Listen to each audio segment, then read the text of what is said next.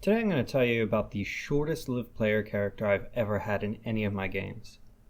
Player character that messed up so bad, he brought about the end of the world. This story comes from my previous campaign with Harris, Misery, and Olair. The story comes right after Olair got eaten, so my player rolled up a new character, a human monk that never learned caution. Clark Kent. Clark Kent, a rich boy who left the family estate to find happiness in the enlightenment a monastery might bring. Clark Kent, who asked for a broken magic item when I wasn't really paying attention. Clark Kent, an all-around interesting character. So, I said this was the shortest lived PC I've ever DM'd for. He lasted one session before he died. Now, in my games, that's very hard to do. To die on your first session with a character, I just don't let that happen. It's not that I give out plot armor to new characters, but I'm much more forgiving.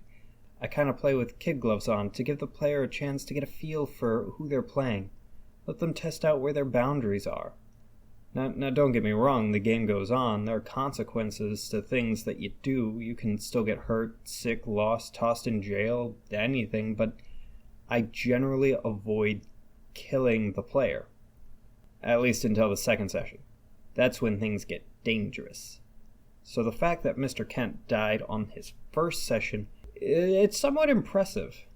Now one more thing before I really get into the story.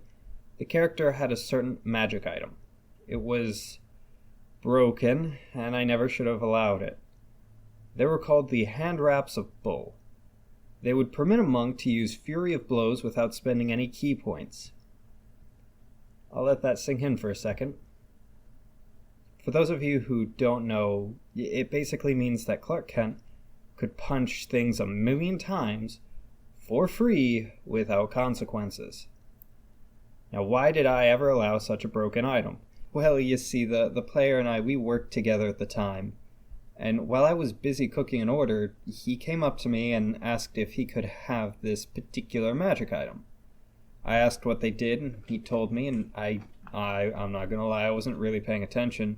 So I foolishly said, sure, this sounds good, I mean, it's fine, why not? I was busy, okay?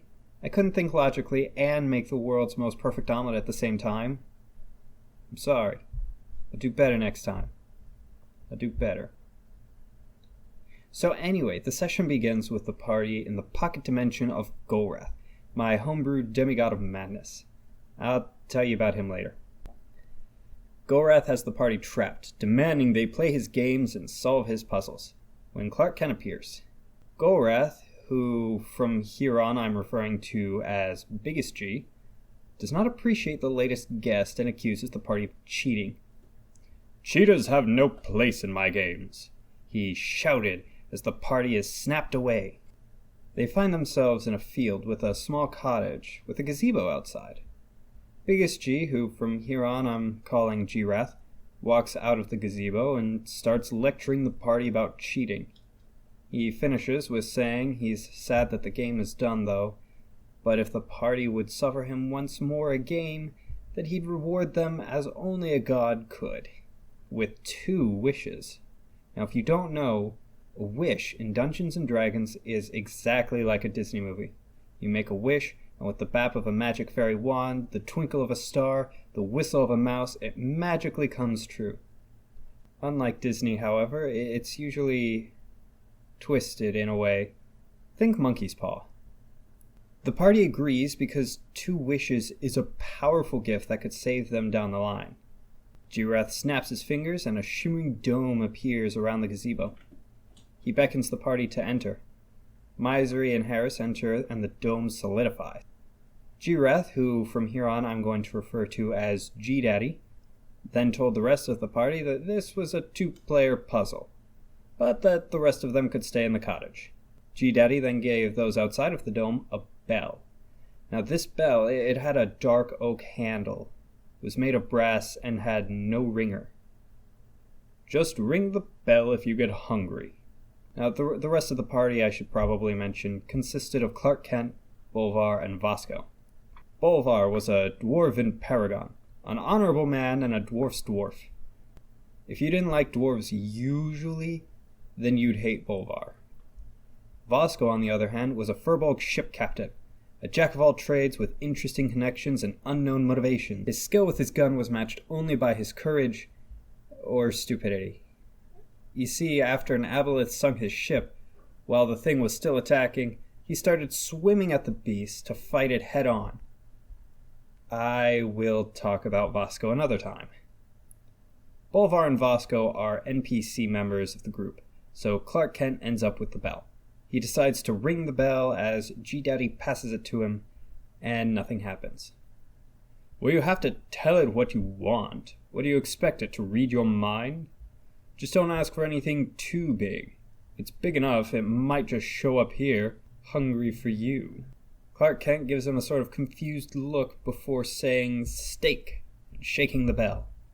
He could hear the distant pained sounds of a cow in distress coming from the bell as he rang it. From the bell, perfect cuts of beef started to fall. By the time it was finished, it seemed that every usable piece of meat from a cow had landed at Clark Kent's feet. Clark Kent took the meat and went off to prepare it while the other two players worked on the puzzle inside. Now we're gonna fast forward a bit now that we have all of the pertinent information. But I think I'll tell that last bit of the story next week. This one's a bit long and I don't want to keep you guys, so please join me next time in Bitopia, where Clark Kent carves runes into his hands, hunts demons alone, and brings the end times to the Twin Paradise. Have a good one, everyone.